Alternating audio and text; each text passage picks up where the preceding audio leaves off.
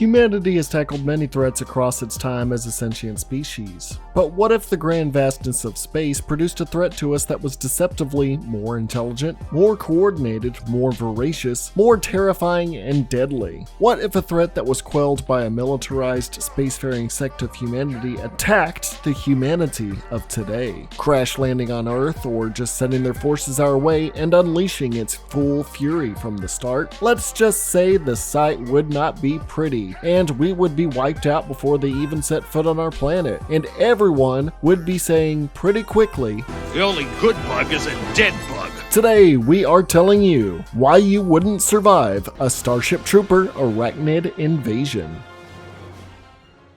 Would you like to know more? Surviving day to day can be a chore, especially when it comes to figuring out your meals in a healthy, delicious, and cost-effective way. Thanks to today's sponsor Factor, you can skip the overpriced takeout crap by getting chef-crafted, restaurant-quality meals delivered right to your door. Too busy gaming, working, or watching YouTube videos, you can slap these Factor meals in the microwave and boom, ready in just 2 microwave minutes. I started working out last year as my New Year's resolution, and with Factor, this year's New Year's resolution of maintaining better eating and to keep up my protein intake can be done. I personally love the Louisiana shrimp. Tastes good out of the oven or even the microwave. Heck, my girlfriend even says she has never had chicken reheatable like the cream corn chicken. Comes with taters and it ain't dry or tough, just plain juicy. Oh my God, it's so juicy. When I don't feel like cooking, I just make a meal for everyone so we can get back to our busy lives.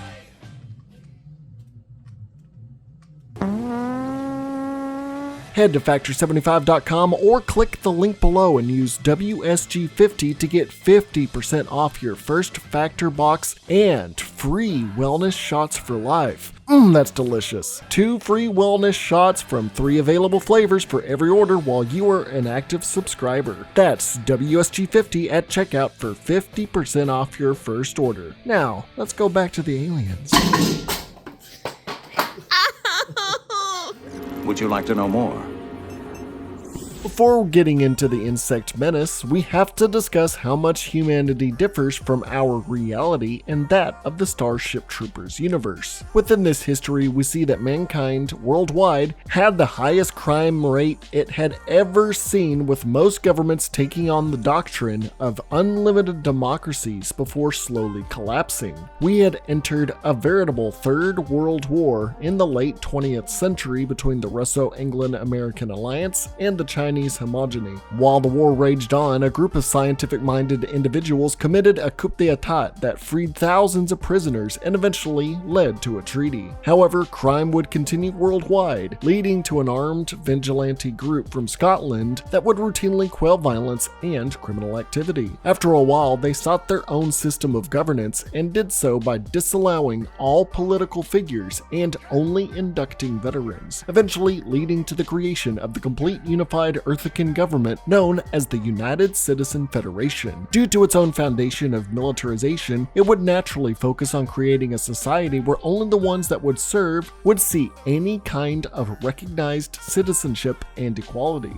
meaning most of humanity would be soldiers looking to fight and serve their kind, with technology and travel centered around this mindset as well. If not serving for armed conflict or training for one, you are seen as a lesser person. We as a society aren't really wholly geared towards combat, especially interstellar. Propaganda for the society would gear everyone to want to serve, to look down on those that don't, and even widely watched public execution of those that broke their laws. We also currently do not have combat armor and power suits like the ones seen in Invasion and the third installment. Now, upon expanding their colonization across the stars, the UCF stumbled on a colony of an aggressive insectoid alien species that killed any humans that drew near. Dubbed the Arachnids, aka bugs, the race had predominantly taken over many planets within their twin star system on the opposite side of the Milky Way galaxy from us, named Klendathu. The UCF came to the conclusion that this race was much less intelligent than that of mankind. Since there was a wormhole in space near our solar system that transported to this bug bug-infested twin star system, the UCF quarantined off this sector of space. However, this restriction did not stop rogue factions of humans that did not want to be under UCF control to branch away from their influence and create colonies on planets within this newly titled Arachnid quarantine zone. One such group was an extreme sect of Mormons that evacuated from Utah to settle on a planet named Dantana. Sweeping the planet for the presence of the bugs and finding none, the Mormon colony set up shop for a while before they were eventually surprised by underground dormant bugs that were completely off the radar and swiftly slaughtered every single Mormon.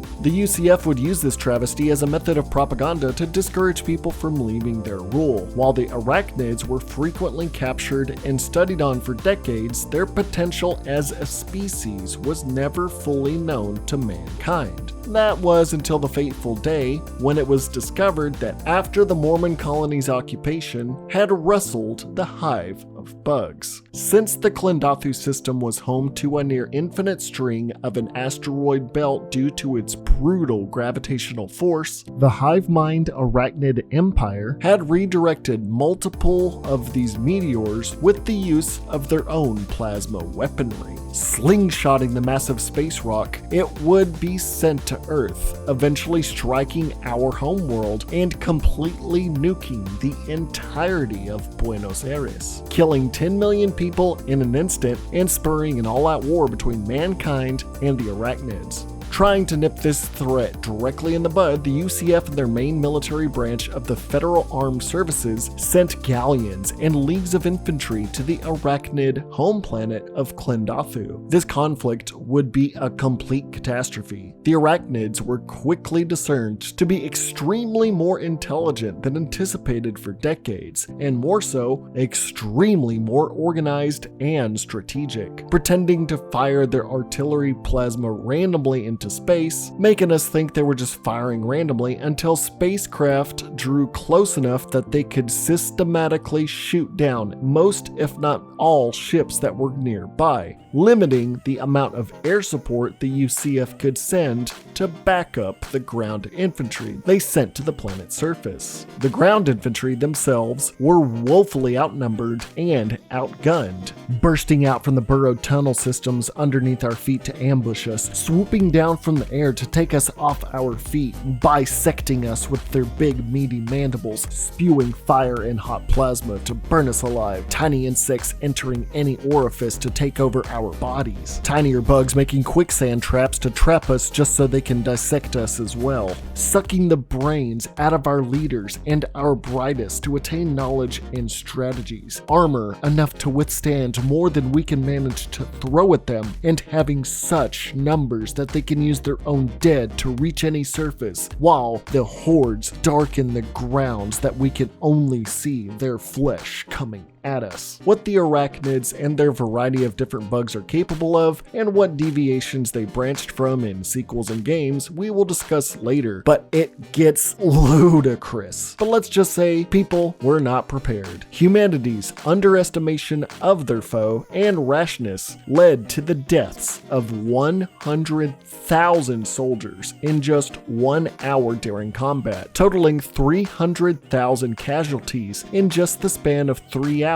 before a full-scale retreat occurred. The sheer scale of this loss would send shockwaves of demoralization across the UCF colonies until a new leader implemented strategic battles across nearby planets to at least thin the numbers of these bugs until the UCF eventually captured the brain bug to turn the tide of the war, decentralizing their now established hive mind intelligence for a time before sequels, games, and more would follow to expand their voracious and fearsome swarm empire. Now, this is where we are going to deviate from the source material, as 3 separate canons of the original 1959 novel, the 1997 movie series, and the 1988 anime kinda just jumble everything about. So what does this all mean for our survival? We don't have the capabilities to go and try to nip the threat of the Arachnids in the bud on their home planet of Klendathu, nor nor their surrounding planets to whittle down their forces. We do not have a society solely built on a foundation of a total military-industrial complex where nearly every person serves to fight, so we can have the numbers and the mental capacity to go against this hellaciously violent force. More so than anything, we do not have the means nor technology to retaliate and hold off a majority of the threats the Arachnids will throw at us if they did decide to invade. But you might say to yourself, Zach, the Arachnids wouldn't invade. In fact, they didn't attack humanity and Starship Troopers until some of our own tried to colonize on their planets. But what if they use something like remote intelligence probes, or indoctrinated or subjugated other interstellar species or creatures to monitor humanity for ages? They would be able to gather intel on us before we know about them. They would eventually deem us a general threat to their species' survival if we eventually discovered celestial travel, and more importantly, discovered the wormhole that leads to their own system. Let's just say the attacks they would deliver onto us would be swift, and at first we wouldn't even know we were being attacked. We would be completely in the dark. Before we even know what the Arachnids are, or even before we know that alien life even exists, the Arachnids could send down Armageddon levels of bombardments. They wield the potential to use plasma weaponry to such an advanced degree that they can shift the gravitational pull from a full meteor through an asteroid belt and use it as a veritable nuke, sending numerous comets roaring down to our planet's surface, causing doomsday levels of destruction periodically. They were able to wipe Buenos Aires off the map in one swoop. They would possibly take out major cities, metroplexes, and populations, the death toll reaching dozens or even hundreds of millions before we even know what's going on. The fallout from this would slow technological progress, demoralize humanity, and or cause such a commotion that society would be completely dysfunctional. Can you really say you can survive a golden meteor shower spurred by space bugs? Never thought that would be a statement that would come from my lips. Golden meteor shower from space bugs.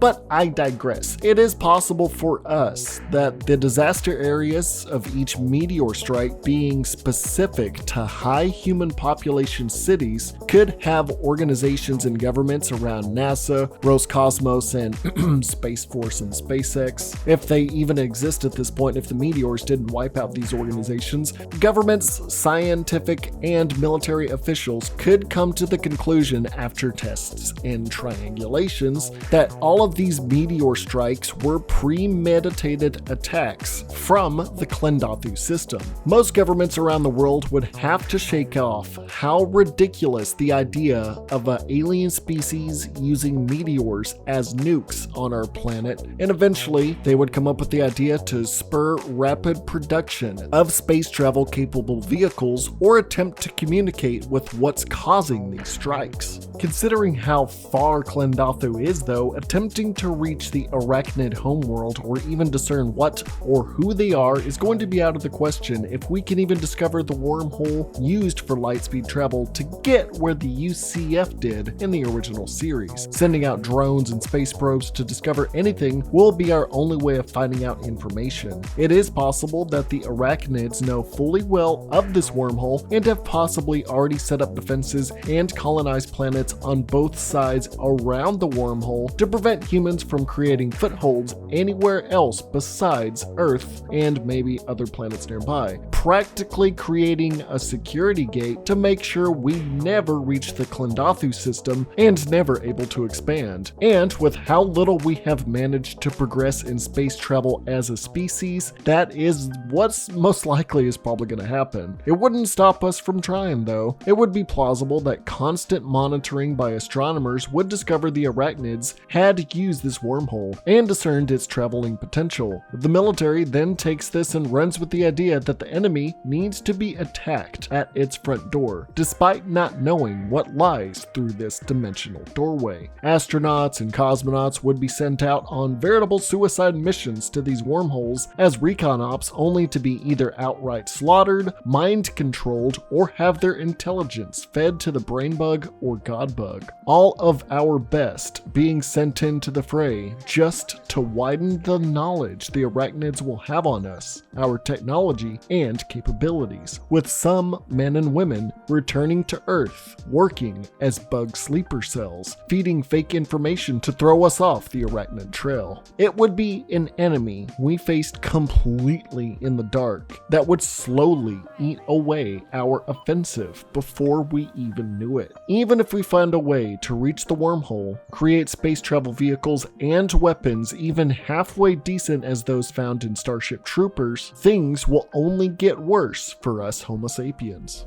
Upon finally coming in direct contact with the bugs, we probably wouldn't view them as the direct threat that's been masterminding orbital strikes, indoctrination, and more. It's possible we would view the Arachnids as just livestock for battles, animals used as weapons of war. Hell, the UCF assumed the bugs were semi-intelligent for decades, even after discovering their star system and fighting with them numerous times. So we would definitely underestimate them right now, expecting the bugs to be animalistic and attacking with reckless abandon, while another race was probably directing them from afar. Continued volleys of meteors would give us no choice but to charge into the darkness of space blind, launching interplanetary warheads at the wormhole/planet or sending hastily made rudimentary space warships to their homeworld to launch a frontal assault. But any assaults on their soil would pale by a vast margin to the UCF's forces during the Battle of Klendathu. Considering their superior troops and weaponry suffered 300,000 casualties in just 3 hours, anything we throw at these forces would be totally annihilated in far lesser time. It wouldn't matter how much you do your part. Future.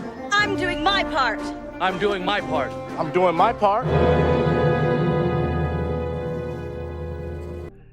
After tons of meteors have ravaged our planet and our population, what bugs will be swarming towards us? What will we be up against when we try to invade their planet, or when they send shock troops of spores to hatch underneath our soil, or simply rain from the heavens above and colonize our world? The variety of them is vast, so we will discuss the main species of the Arachnids and any subcategories spawned by gameplay purposes in spin-off titles. The most common battlefield infantry are the warrior bug. Capable of using their designs to camouflage in arid climates, their tough exoskeletons give them a wide variety of durability to withstand harsh environments, exist in the vacuum of space for long periods of time, and are even able to take on hellish amounts of weaponry. The average warrior bug withstood a fully armed squadron's non-stop gunfire for 20 seconds before finally dying and going down. They utilize their powerful pincers to puncture and break through solid rock and even iron, easily able to cut apart humans in one bite. The claws on both sides of its head are sharper than swords, used to impale victims or slice them apart. Even dismembering these enemies proves to be ineffective at times, as it's said that losing one of their many limbs only brings their killing efficiency down to an 86% on Rotten Tomatoes. Their lethality not only comes from their weapon-like bodies and endurance, but their sheer, staggeringly high numbers. As seen in the Battle of Klendathu, in a matter of minutes their population was able to flood the nearby desert to quickly overpower UCF forces. Acting as an insect army that feels little to no pain, they are relentless in their flood-like assault, with any of their dying not slowing them down, even using their corpses as platforms to ascend and get over other surfaces. They can also be instructed by the hive mind leaders to retreat if airstrikes or better human army tactics are implemented that thin their numbers in order to find better ways to ambush and ensnare us. They can adapt to whatever we produce over time thanks to their hive mind and their numbers, even if greatly diminished in numerous wars. They will replace their numbers due to their highly efficient asexual reproduction methods and rapid maturity.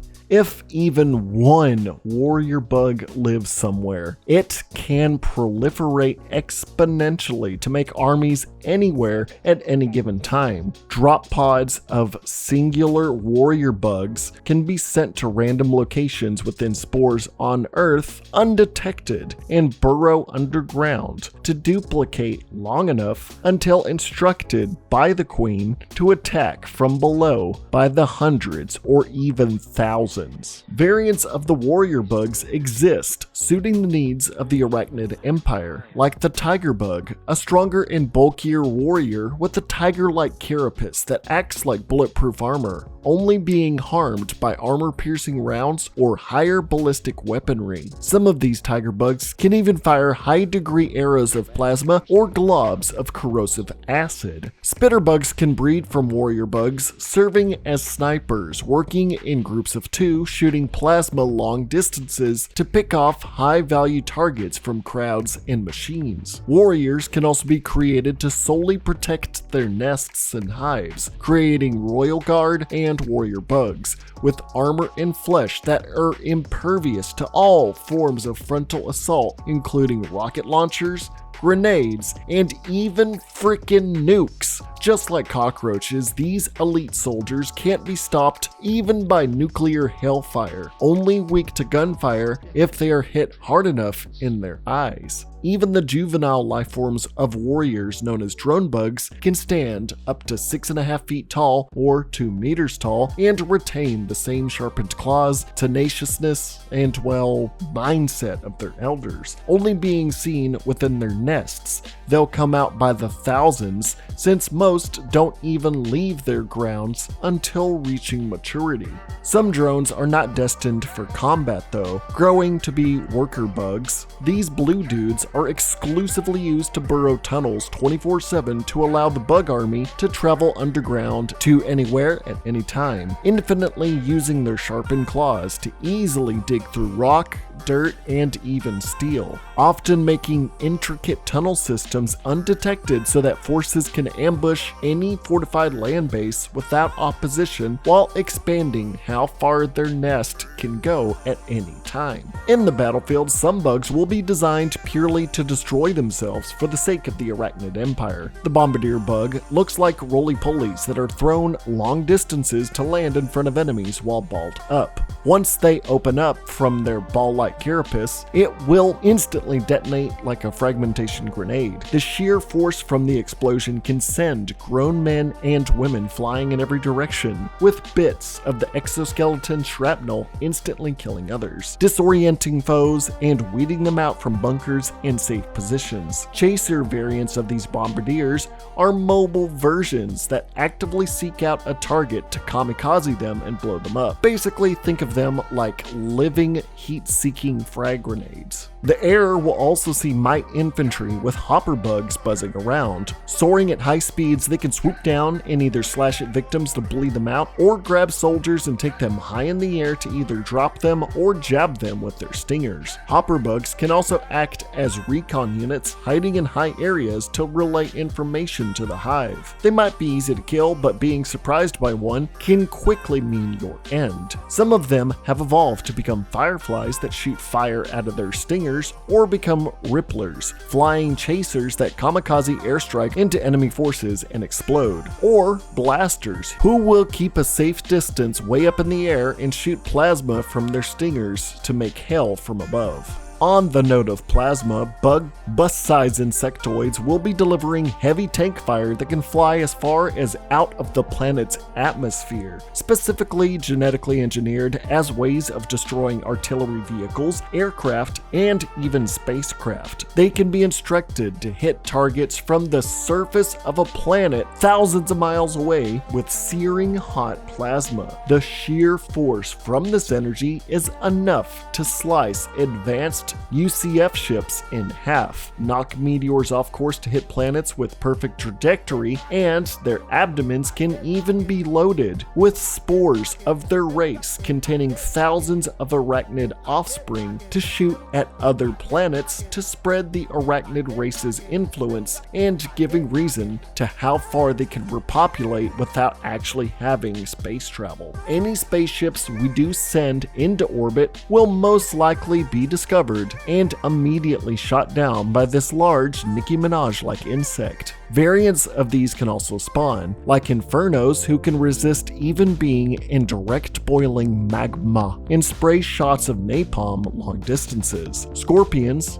no, not that one. Scorpion plasma bugs are much more durable and shoot lasers from their frickin' stingers. For direct land combat, plasma grenadiers are mobile offensive tankers that can shoot their plasma beams in close quarters. Now, tanker bugs are adorned with thick exoskeletons that can withstand much damage as they use a nozzle from above their head to spray a flammable fuel by naturally made electricity that comes from its cranium to light up enemies in an instant, able to melt the arms off a person in seconds and even liquefy multiple soldiers all at once. Their most terrifying feat besides Mars attacking people is how they can burrow large tunnels underneath without the use of worker bugs and emerge from behind enemy lines in the span of only a few minutes to light them up. Most, if not all, land warfare begins with these tanker bugs emerging from the ground to ambush and incinerate foes, while warrior bugs flood in from either behind them or above ground by the thousands. Tankers can also evolve to become rhinos, capable of being battering rams with extremely thick hardened shells to bash through defenses, trample foes underfoot, and gore open enemies with their large horned tusk. Warriors can also be crossbred with tankers to be extremely large in stature to stand in the front line as super tanks, capable of taking so much damage, way more than any other bugs before it, in order to spray corrosive purple liquid on infantry to instantly erode them away while warriors charge forward and take out debilitated foes. Deep within the nests of these arachnids and veritable anthills are the masterminded hive minds of the arachnids. Below them are the smallest of these forces known as the Chariot Bug, little red cockroaches made by the Armada to carry the queens and god bugs of the race to quickly allocate them for strategy and or retreat. Due to their small size and high numbers, they can be used as organic security cameras and espionage to spy on us, and can even be sent out on battlefields to trip mines and explosives so larger infantry cannot be damaged and can march unopposed.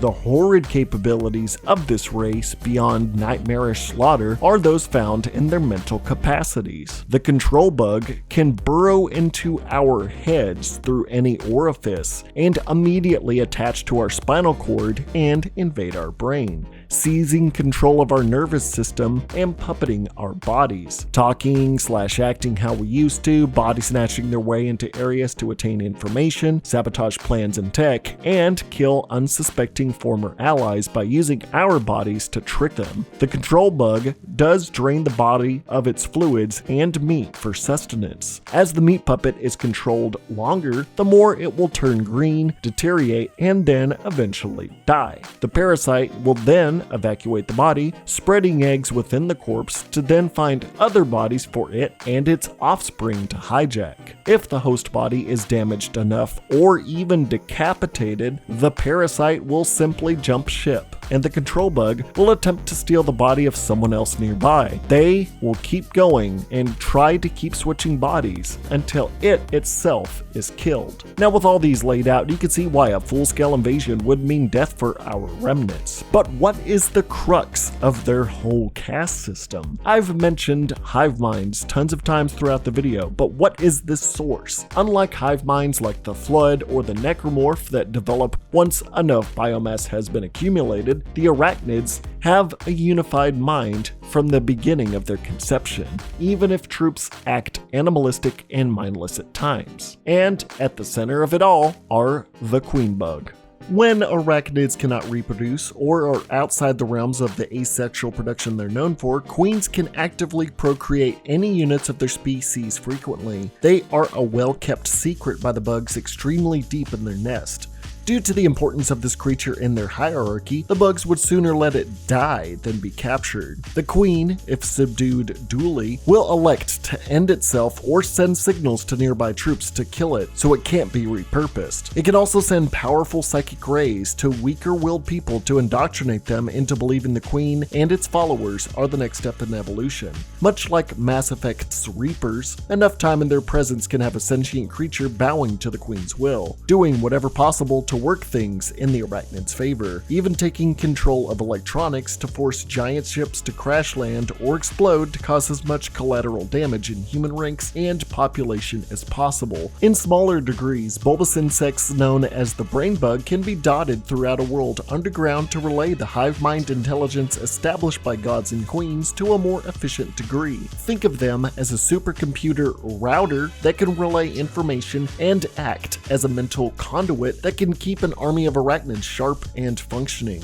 These brains are highly guarded by nests and infantry. The brain bug can also discern which foes and people have valuable information. They will instruct warrior bugs to impale, but not kill, these high-value targets and bring them to it so that may inject its internal stinger into their head to suck out their brains and insides. A horrible way to go, thus allowing the instant transfer of everything they have ever known to the collective consciousness of the Arachnid Empire. If captured, these brain bugs will quickly die within a few days to not allow the greater swarm to be harmed and or have their secrets discerned. The brain bugs are also the greatest weakness of the bugs, as destroying or capturing these creatures can rend entire armies. But doing so requires sacrificing many people just to get deep into the crust of the planet through thousands of these various types of insects that the planet currently inhabits. But even then, that is if the arachnids choose to put a brain bug within the surface of the planet in the first place. They may choose to elect to not even put it there,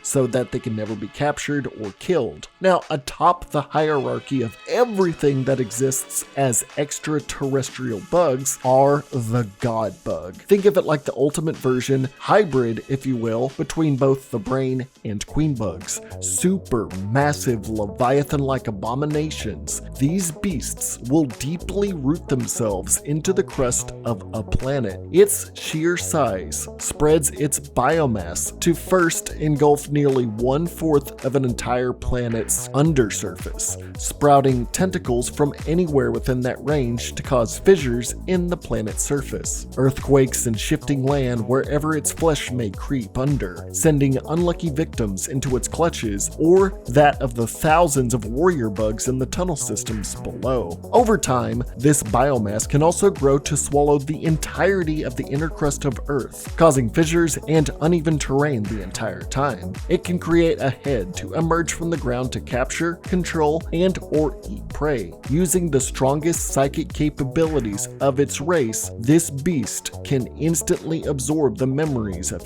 any sentient being, inject its tentacles into many different humans to use their bodies as communicative devices in order to indoctrinate others or fearmonger them, and basically just conglomerate their consciousness into itself and instantly kill those that try to oppose it directly. It can also be able to convince creatures being swallowed by it is a divine experience at the cusp of becoming one with the ultimate race. It can force people to be indoctrinated faster than a queen bug ever could. Sky Marshal Omar Anok, the current leader of the UCF, had been reported dead in a terrorist attack with a full funeral given for him on Earth. However, the truth of the matter was, Anok had covered up his death because he had encountered the god bug and was completely brainwashed to serve its every whim. The leader of the military state government was now doing the ultimate bidding of a god bug that was trying to wipe out the human race. Believing this creature to be the ultimate step to grand enlightenment, he believed him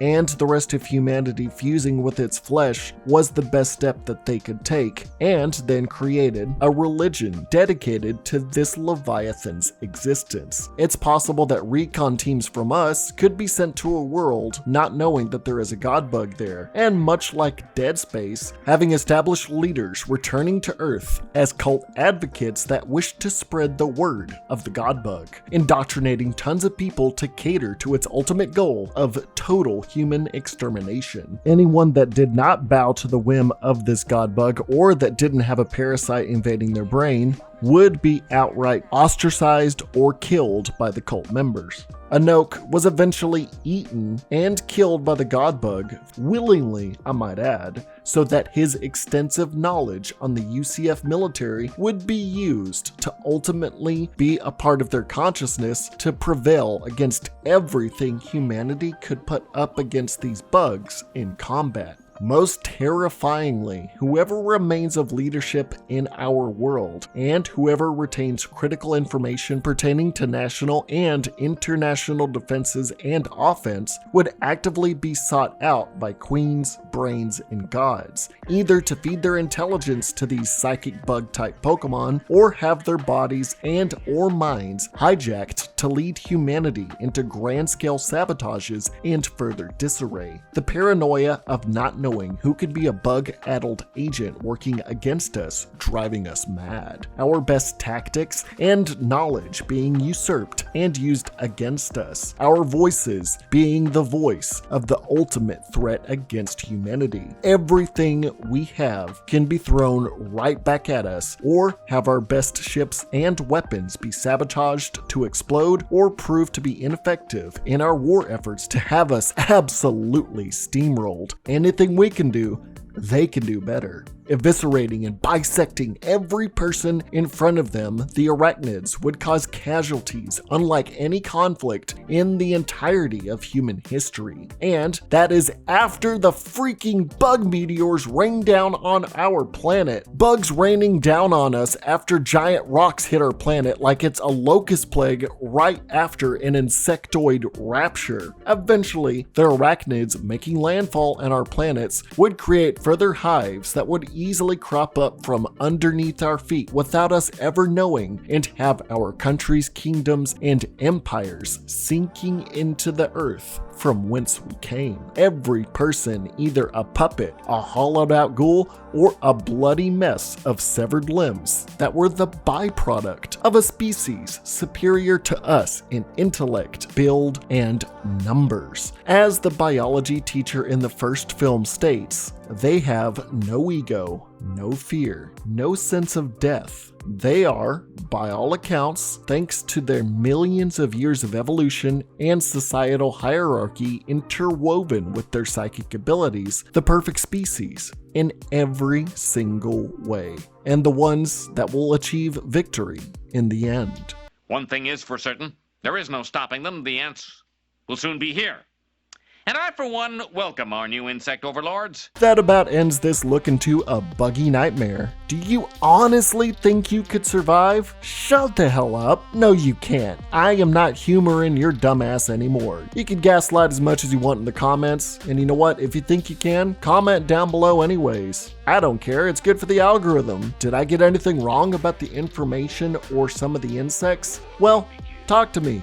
Be my brother. Become one with the great hive mind. Thank you for watching. Thanks to my Patreon patrons and YouTube channel members for donating to be featured on this list here. Chip in $1 and you can do the same and see my videos up to a week early. Thank you to Chago, aka QuickFlix, for editing this here video together. Check out his video for awesome recaps. Until next time, I'm Zach S, aka WowSuch Gaming. Never forget to do your part by staying happy, staying healthy, and most importantly, staying wow.